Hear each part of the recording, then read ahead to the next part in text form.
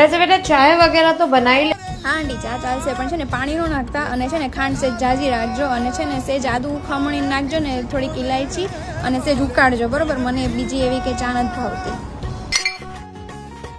और घर वगैरह तो संभाल। તે ઘર તમારું છોકરો તમારો તેમાં હું શું કામ સાચું તમે સાચવો ને वैसे बेटा बता दूं तो हमारे यहाँ सबको जल्दी उठने की आदत है, खास करके इसके पापा।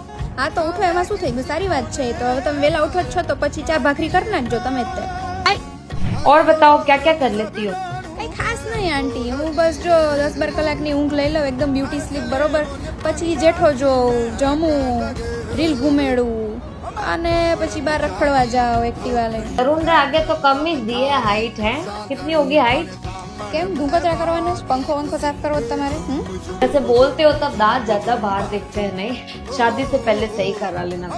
તમારા લખણ થોડા છોકરાને લખણ દેખાય જ છે પેલા તમે એ ઠીક કરો પછી આપણે આગળ વાત કરીએ और बेटा जैसे आपके वहाँ शादी वगैरह में देने करने का क्या रिवाज है? અડી મોટી 25 વર્ષની હું તો આવું છું પછી શું છે